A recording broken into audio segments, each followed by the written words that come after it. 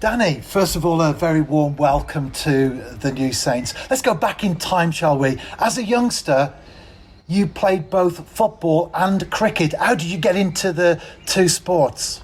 Yeah, I've always been sporty. Football was always my first sport through my family and through my dad and my brother. So I was at Chester when I was younger for about 5 or 6 years throughout the whole academy. And then a bit later on, when I was about 13, 14, I started getting into cricket. Started to get good at both, and then cricket kind of took over a little bit later on. And how easy was it to maintain the two alongside each other? Was there a conflict in the sense that you preferred to be focused on either football or cricket?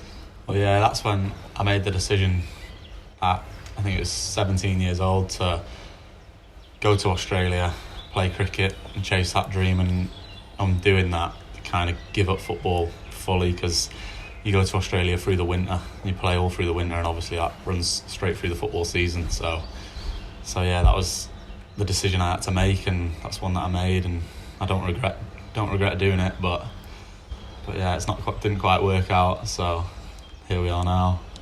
But you did play cricket at a high level. You got snapped up by Northamptonshire. Yeah, I had a few successful seasons in Australia, going back and forth, playing in this country, then playing in Australia.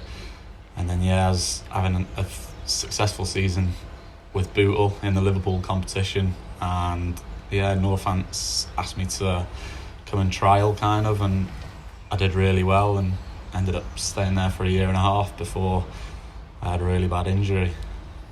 I guess that works in the same way as football. There are scouts, there are people who notice you, you get a reference, you get a trial, and then you sign a contract. Yeah, that's exactly right. Yeah, I scored 50 on my debut for Northants in the second 11, and then I had a really successful year that year's, averaging over 50. And then, unfortunately, played one game of football before flying to Australia and broke my arm in that game of football, and obviously didn't fly to Australia for the 4th time. I didn't realise how serious it was at the time, but I snapped my humerus cleaning off near the top of the shoulder, and it took me about 18 months to fully recover from that. And then when I did recover from that, I still rushed coming back. I came back halfway through a season. I went straight back into Northants, and because I rushed coming back, I wasn't as good as what I was before the injury, and obviously having so much time out of the game, you're obviously not going to be as good. And I had half a season and didn't perform as well, and then that was the end of that, really. One door closed, but another one opened, and you got back into football with Prestat in town. Yeah, well, I was playing for Melodon, just a local team. A few of my mates played for, I think they're in Tier 4 of Wales, so I started playing for Melodon, just enjoying football, really. And then when Neil Gibson went back to Prestatyn, I knew that Prestatyn were bottom of the league at the time, bottom of Tier 1, and Neil Gibson went back there, and I've always been a big Prestatyn fan, so I hated seeing them bottom of the league, and I hated seeing them doing bad. So then I knew that when Neil Gibson went back there, that I wanted to go back there with him and help him rebuild and start something off there, and that's what we did. And successful 1.5 years we had there.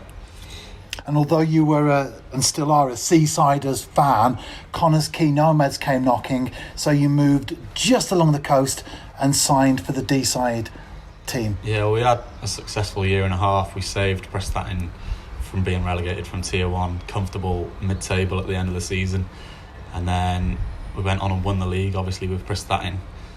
And it would have been ideal to keep that group together and to go up, but things happened at Prestatyn that obviously didn't work out that way, and quite a lot of the lads left, and obviously Neil Gibson left as well. And I knew that was my time, that I needed to move on as well, to go and play in the best league in Wales and carry on improving. So I knew that was my time to kick on as well. And while you were at college, you also represented Wales on the football pitch. Yeah, I got one cap against Scotland, playing at Llandrillo College. A really good setup there. And yeah, I got called up to the Welsh colleges team and Welsh schools. I think it's classed as under 17s. I think played one game against Scotland, but we won 2-0 that, which is decent experience. Yeah. And that must have been a great honour, especially lining up, singing the national anthem, wearing the red shirt. I assume you played in red on that day, and then taking to the pitch. Yeah, it was a very good experience. Yeah, and then shortly after I flew to Australia, and then my Welsh cap was delivered to my house.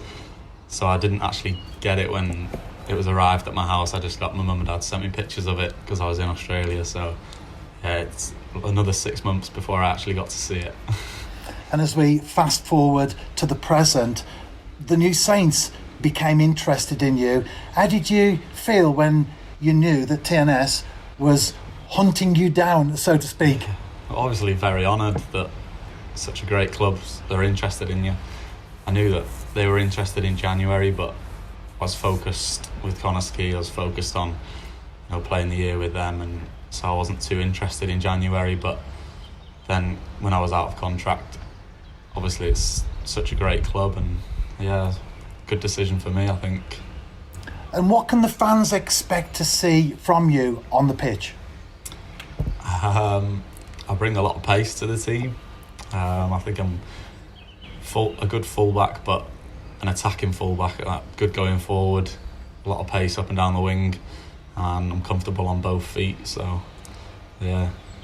And we're back training now, of course, with a pre-season schedule, and then the rubber hits the European road. Looking forward to whoever we draw out of the hat in Europe. Yeah, very much so. And last year we didn't get to play the 2 legs, the home and away, so hopefully that's back to normal this year, where we get the 2 legs and home and away. Last year we got 2 home draws with Connah's-Quay, one in the Champions League and one in the Europa. They were both home draws, so we didn't get an away trip, but hopefully I'll be looking forward to a decent away day. And obviously we've chatted about football and cricket, but you also like your golf as well. That's a popular hobby for footballers. Yeah, I love my golf as well, yeah. Just got good hand-eye coordination, just through cricket. I used to play tennis as well when I was younger, but yeah, golf has definitely stuck with me. It's good in this weather as well. Well, we do have some very keen golfers at the New Saints, some probably better than others. They would probably admit to that, but nevertheless, some very keen golfers. Are they likely to be challenged by Danny Davies? Yeah, well, I play off 10.9 at the moment, so hopefully play a little bit more now the summer's here and bring that down a little bit. One of the things that the club has is an initiation ceremony where new players have to sing a song in front of their peers. Putting you on the spot now, what are we likely to hear from you? Well, I'm a massive Jerry Cinnamon fan, so Jerry Cinnamon Belter will probably be my choice. Danny, I've enjoyed our little chat this morning, the first of many, no doubt. Again, welcome to Park Hall, the home of the New Saints. Cheers.